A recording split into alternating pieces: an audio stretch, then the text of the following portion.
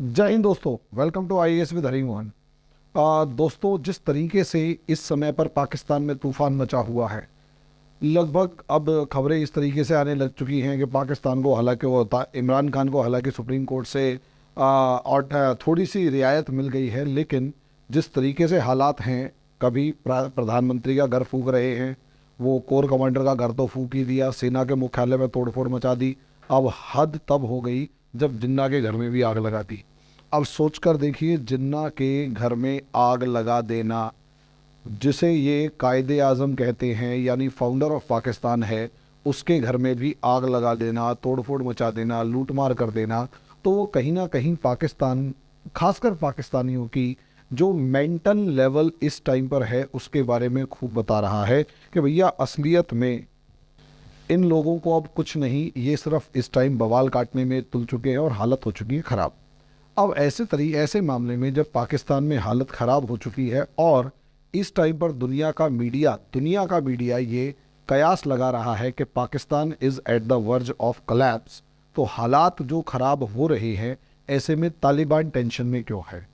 तो दोस्तों, तालिबान ऑब्वियस सी बात है कहीं ना कहीं अफ़गानिस्तान के अंदर जिस तरीके से मौजूद है, यहाँ अगर आप देखेंगे तो अफ़गानिस्तान एक लैंड लॉक्ड कंट्री है। अब सबसे बड़ी बात कि अफ़गानिस्तान का लगभग सबसे बड़ा जो बॉर्डर है, सबसे लंबा जो बॉर्डर है, वो पाकिस्तान के साथ लगता है। और सबसे बड़ी बात है कि अगर पाकिस्तान के अंदर यहाँ पर बवाल मचेगा, पाकिस्तान के अंदर किसी भी तरीके का तूफ़ान मचेगा, तो सीधी सी बात है, एक रिफ्यूजी क्राइसिस क्रिएट होगा, खासकर अफ़गानियों का, खासकर पठान का, जो इस टाइम पर पाकिस्तान के अंदर रह रहे हैं, उनका एक क्राइसिस क्रिएट होगा। और वो, क्योंकि ये एक ओपन बॉर्डर है, तो यहाँ से लोग मूव करना शुरू करेंगे और बड़े लेवल पर अफ़गानिस्तान के अंदर एंटर करना शुरू करेंगे। अफ़गानिस्तान में खुद, क्योंकि एक मतलब अफ़गानिस्तान के लिए रिफ्यूजी क्राइसिस क्यों डिसास्ट्रस है, क्योंकि भैया वहाँ के लोग खुद मांग मांग के गुजारा कर रहे हैं। याद कीजिए, पाक अफ़गानिस्तान को 5,000 ट्रक गेहूं के इंडिया ने भेजे थे। 5,000 ट्रक गेहूं के इंडिया भेज रहा है। उसके बाद दवाइयों से लेकर, कंबल से लेकर, हर चीज़ इंडिया से जा रही है। हालत जो है वो अफ़गानिस्तान की काफ़ी ख़राब है। ऐसे में अगर एक XYZ नंबर, कोई भी लाखों के अंदर ही होगा, वो अगर तालिबान के अंदर एंटर कर जाता है रेफ्यूजीज़ की फॉर्म में, तो तालिबान अपने लोगों का पेट भरेगा या फिर पाकिस्तान से आए रिफ्यूजियों का पेट भरेगा।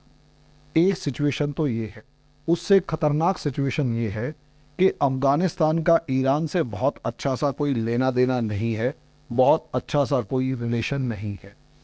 पाकिस्तान के लिए, अफ़गानिस्तान के लिए पाकिस्तान का जो ग्वादर पोर्ट है वो सबसे ज़्यादा पास पड़ता है, और उसके बाद दूसरे नंबर पे पास पड़ता है कराची पोर्ट। अब अगर कराची और ग्वादर दोनों पोर्ट्स के आसपास तूफ़ान मचा हुआ है, हालत ख़राब है, तो कहीं ना कहीं जो इंटरनेशनल लेवल से, या इंटरनेशनल जो रेस्ट ऑफ द वर्ल्ड है, उससे कहीं ना कहीं अफ़गानिस्तान कट जाएगा। नतीजा ये कि पहले से क्राइसिस झेल रहा अफ़गानिस्तान और बुरे क्राइसिस में फंस जाएगा। अभी तक जो सामान, एड या कुछ भी अफ़गानिस्तान तक पहुंच रही थी, यूनाइटेड नेशंस की, इंडिया की या दुनिया के बाकी देशों की, वो सब बंद हो जाएगा। रूट बंद होगा, ट्रांजिट रूट बंद होगा, तो सप्लाई लाइन बंद हो जाएगी। अफ़गानिस्तान से जो ट्रेड होता है वो सारा बंद हो जाएगा। और सबसे बड़ी बात, इस समय पर अफ़गानिस्तान में गवर्नमेंट है तालिबान की। इस समय पर अफ़गानिस्तान में गवर्नमेंट है तालिबान की, और क्योंकि तालिबान की गवर्नमेंट अफ़गानिस्तान में इस टाइम पर मौजूद है, तो ऑब्वियस सी बात है, अब उस तालिबान की गवर्नमेंट को दुनिया में अभी तक किसी ने रिकॉग्नाइज नहीं किया है। और क्योंकि रिकॉग्नाइज नहीं किया, तो उस गवर्नमेंट की रिकॉग्निशन के लिए दुनिया में सबसे बड़ा एडवोकेट, तालिबान की गवर्नमेंट का सबसे बड़ा एडवोकेट आज के दिन पाकिस्तान है। पाकिस्तान जैसे ही इंटरनल क्राइसिस में फंसेगा, तो पाकिस्तान, मतलब जो इंटरनल क्राइसिस में फंसेगा, तो तालिबान का जो एडवोकेट है वो अपने आप में क्राइसिस में चला जाएगा। इसका मतलब ये है, अब तालिबान के लिए दुनिया से बात करने के लिए कोई देश मौजूद नहीं होगा। नतीजा उसका ये होगा कि हालात यहाँ पर और ज़्यादा बिगड़ते चले जाएंगे। पाकिस्तान के कलेप्स का सीधा मतलब ये है अफगानिस्तान के अंदर ग्रेव क्राइसिस। और जैसे ही पाकिस्तान कमज़ोर पड़ेगा, तालिबान सरकार कमज़ोर पड़ेगी, ISKP, देखो क्या होता है ना, जब आदमी भूखा मरता है ना कहीं हथियार उठाता है और बहुत इजीली वो टारगेट होता है ऐसे टेररिस्ट ऑर्गेनाइजेशंस का, ऐसे टेररिस्ट ग्रुप्स का। यहाँ पर भी यही है।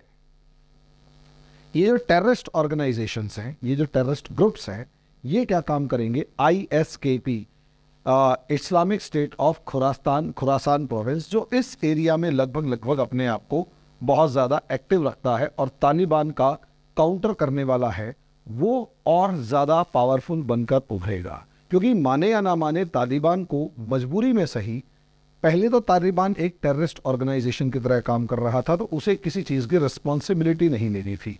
लेकिन इस टाइम पर तालिबान जो है वो एक रिस्पॉन्सिबल स्टेट की तरह बिहेव करने की कोशिश कर रहा है, क्योंकि उसे दुनिया के अंदर एक रिकॉग्निशन अपना दिखाना है।